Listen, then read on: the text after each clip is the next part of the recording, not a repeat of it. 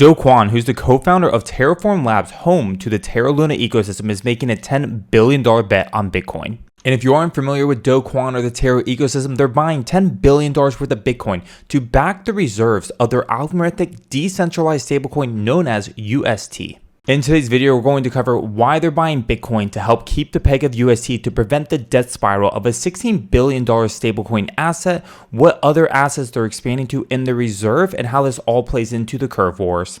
What's up YouTube? Welcome back to my channel. I am Crypto with Nick. I'm a crypto enthusiast and DeFi investor, and you can see here from some of my latest TikTok videos, I've been following Kwon and the Luna Foundation Guard and their plans to accumulate the $10 billion worth of Bitcoin. Today's going to be a little bit different of a video because normally I love to share DeFi strategies on how to get the best yield, but I think it's so important to understand the macro narratives that are driving this market and keeping it afloat.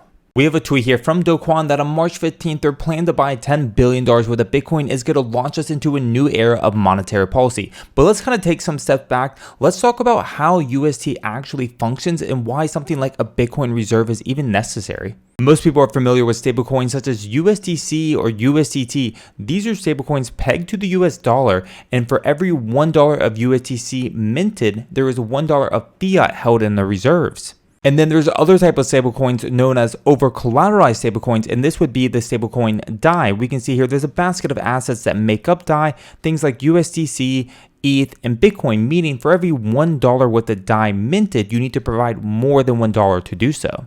And finally, we have UST, which is the decentralized algorithmic stablecoin that relies on a system of protocols and arbitrage and the backing of its governance token Terra Luna to keep the peg to $1. And if you're enjoying this video so far, please hit that like button, consider subscribing. I'm always going to be giving you the best alpha and DeFi yield strategies and everything you need to know, but let's get back into it. And decentralized stablecoins are really important for a healthy ecosystem in DeFi because when you think of USDC, it is controlled by a centralized authority that can technically freeze that asset at any point. But when we look at something like UST and the current world events, it's very attractive to a lot of individuals. So now let's walk through how UST keeps its peg through the methods of arbitrage. Definitely have to give a quick shout out though to Kwon, who makes these amazing diagrams. Go give him a follow. When we look at this diagram, we have two different coins. We have the Luna coin, which is the governance token, and we have UST. A lot of people get confused because they do consider these two separate coins, but for all intended purposes, they are more or less the exact same coin. And what I mean by that is when UST trades above $1, what arbitrageurs can do is they can take their Luna, they can burn it, and then they can mint UST. And with that freshly minted UST, they can then sell it for a profit. And this only works when UST actually trades above peg. And when UST is actually below $1 or below peg, then you can actually burn UST and instead mint Luna and again sell that for a profit. As the demand for UST continues to explode, this has been great for Luna because for every $1 of UST minted, $1 worth of Luna is burned. And we can see here over the last year, Luna is up over 600%. But with the decentralized algorithmic stablecoin, there are of course risks because there's not a $1 to $1 of fiat backing it in the bank. There's this inevitable death spiral that kind of looms over the project. And this is why Kwon has been so committed to building up that Bitcoin reserve to have an on-chain reaction and prevent this from happening. And as UST and Luna continue to grow in adoption, this is great. We have a positive feedback on the way up, right? More UST gets minted, more Luna gets burned, everyone seems to win. But if things turn bearish and people lose confidence in Luna or UST, then we're going to have a negative feedback loop on the way down, or known as the death spiral. Basically, as Luna loses value, there's going to be a bank run on UST, which is going to mint more Luna and again cause it to lose more value. And this is why the team has been building up this Bitcoin reserve to prevent this from happening and make sure that UST keeps its peg. We talked about how UST manages to keep its peg through the mechanisms of arbitrage, but why is Kwon and the Luna Foundation Guard buying Bitcoin above any other asset? He talks about it here on his podcast with Empire. Kwon makes the case of a diplomatic argument that Bitcoin is known as the most credibly neutral asset in crypto. He did mention that they do plan on expanding the reserves to other assets, but would only like to do so until Terra Luna is in a position of strength.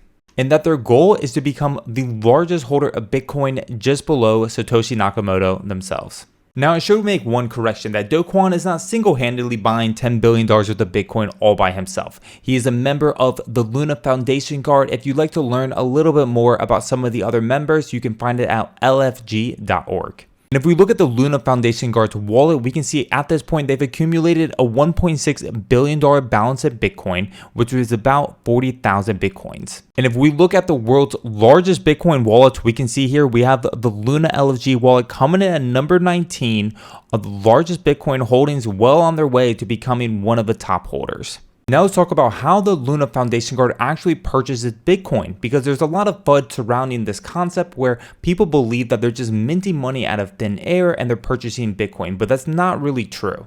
So let's look at this tweet now from the Luna Foundation Guard back on March 9th. They said, such high demand for UST that the curve pool is unbalanced and that the council members are voting to burn the $4.2 million worth of Luna to pit towards the Bitcoin reserves. What this means is that the Luna Foundation Guard will swap the Luna to UST, which is going to burn it, and then sell the UST back into the pool and then use the proceeds to go buy Bitcoin. And when they talk about the curve pool being unbalanced, this is what they're referencing. These are the currency's reserves. So we can see here that UST is actually unbalanced right now at only 46%. Curve is the blue chip project and is the backbone of DeFi. It's the only way to move incredibly large amounts of liquidity with extremely low slippage. So the Luna Foundation Guard will only act when this pool is actually unbalanced. So again, right, they're going to burn Luna, which is going to mint UST. Then they're going to come over here, deposit UST to balance this pool back out. And they're going to pull out a different asset, something that is overbalanced. Then they'll use asset. So in this example, probably something like USDT to go make the purchase of Bitcoin. And this is why I love crypto Twitter, because someone took all of Do Kwon's tweets and they put them on this timeline so that way we could visualize. Basically, on March 18th, he's saying, I said more than I should have. On the 21st, basically, it's time to choose, meaning, are you going to be long or short this market? And then he makes one of his Bitcoin purchases and we get this giga candle here. And one of my favorite things that's coming out of this narrative is that Do Kwon and Terra has been able to rally other Bitcoin maxis, people like Pomp, bring them together. And this is so important because Bitcoin maxis view everything else in the crypto community as inferior or second best. And so for them to be able to establish this positive relationship will go a long way for the adoption of Terra and UST. And after they went ahead and accumulate $1.6 billion worth of Bitcoin, they've started to accumulate finally other assets. And one of the assets they've chosen here is Avalanche. And in my opinion, Avalanche is one of the best layer ones out there. They've solved the scalability problem with their subnet architecture, decentralized and secure. I'm super happy to see that they've chosen to add Avalanche to the reserves. And here we have it being reported that they went ahead and purchased originally $100 million worth of Avalanche tokens. One of the biggest concerns of accumulating such a large reserve of Bitcoins and assets is how they're actually going to be put to use to defend the peg of UST. Here we have a proposal from Jump Trading on how they view that they could use Bitcoin to keep that peg.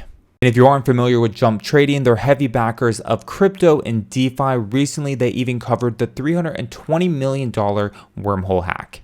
Let's come back here to Dakuara, who put together another great diagram that showcases Jump Trading's proposal and how they plan to use Bitcoin reserves to keep that peg. Something to pay attention to, and Daku mentions it here, that Bitcoin reserves won't necessarily back UST as a stablecoin, but will act as a market participant to swallow the supply contraction of UST. The supply contraction has actually played out before in real time. We can see here back in early 2020, UST depegged all the way down to 85 cents, and it was for that exact reason. So he explains it here as market participants have a higher incentive to interact with Bitcoin reserve instead of burning UST to restore the peg. The Bitcoin reserve becomes the decentralized UST buyer. He's went ahead and coined his own term for this. He's calling this section here the defender, where until UST trades over 98 cents, there's no better deal on the crypto market to buy Bitcoin. The reserve will add UST to distribute Bitcoin, thus there is a hard stop for the UST peg. And if you're really interested in the underlying technical details of how they plan to use Bitcoin to keep the peg of UST, come back over here. It's the Bitcoin reserve proposal. I have all the links for the video in the description. Come read it by Jump Trading, and they really dive deep here. Now that we have Do Kwon and the LFG on the world domination path to making UST the most popular stablecoin, they have one other mission, and you can see here, by my hand, DAI will die. And a lot of people aren't a fan of DAI is because even though it's an over-collateralized stablecoin, a large portion of DAI is simply just USDC. So a lot of people just call it wrapped USDC because DAI cannot exist. And so if there was ever a problem with USDC where the assets were frozen, then DAI would depeg immediately and serve no value. And with Kwon and Terra's goal to make UST the most widely adopted stablecoin, their goal is to control the curve wars and the curve emissions through their new partnership known as the 4 pool. If you aren't familiar, there is a concept known as the 3 pool, which has been fundamental to DeFi, which has been USTC, USDT, and DAI, and they aim to take all of that liquidity away and control all the curve emissions. And this will be done through a partnership of USTC, Frax, USDT, and UST. And we can see here that Kwon is not shy about his goal at all, that their goal is to starve the 3 pool, but that's not going to be an easy challenge, because if we look at the 3 pool here, we can see that the reserves are massive. And remember, Kwon's tweet is the curve wars are over, all emissions are going to the 4 pool. So they're going to incentivize people to leave this pool, come join the new 4 pool. And what will basically happen is if there's a large amount of liquidity that leaves this pool, essentially DAI could depeg, which would make it essentially worthless, and by my hand, DAI will die. And if you really want to dive deep about the 4 pool and their partnership with the redacted cartel, come over here, read the governance proposal, because this really dives deep into things. We can see here some tweets from the redacted cartel that they went ahead and announced a partnership with Terra Money, and down here on the screen that they have 1.2 million worth of convex and that they'll be exclusively voting for UST gauges. We even over here have Olympus Zhao joining on board in the alliance. And if you aren't too familiar with the curve wars, let's go through a quick recap and summary together of what the curve wars are. Emissions are allocated to these different pools by curve voters. That means individuals like you and I and other projects can purchase the curve token, lock it up, and then you can control emissions and incentivizes your pool, which incentivizes people to provide liquidity for that pool. And here we have these rewards, right? 3% all the way up to almost 8% boosted rewards. So the more curve you have, the more boosted rewards you can receive. And what happens is every week, voters decide on where emissions to go. And we can see one of the most incentivized pools with the heaviest weight is Frax. Remember, Frax is now that partnership of the 4 pool. And we can't talk about the curve wars without introducing convex, because convex plays a large role in this. Remember, I said you and I or other projects can accumulate the curve token to control emissions. Well, convex is doing exactly that. We can actually see here that convex actually owns 46% of all curve tokens out there. Convex has them in its inventory. And the APRs or convex are higher than that of curve itself, which kind of creates, again, this flywheel effect where liquidity comes to convex, what allows them to accumulate more curve token and be in control of the emissions. And you can actually lock up your convex tokens to, again, help with where voting should be allocated. And this is what allows protocols to bribe you for your vote. We can see here over the last week when voting was done that Frax paid out $7.76 million in bribes, and there was a total of 21 million bribes to all convex and curve holders. So just to recap, because I really think that the curve wars deserves a really dedicated video where we would deep dive into it, but at the high level, people want to accumulate the curve governance token so that they can control the emissions, which incentivizes people to provide liquidity for their pool. And that's the end of today's video. We covered so much in this video. We talked about everything for how UST works at a fundamental level and why they're buying Bitcoin reserves and how they're going to use those Bitcoin reserves to defend the peg. We also covered Kwon's goal and the 4 pool alliance and how that plays into the curve and convex war and what that can mean for MakerDAO and DAI. As always, if you had any questions on this video, feel free, follow me on Twitter, shoot me a message, come join my Discord, the link's in bio, and of course it's free.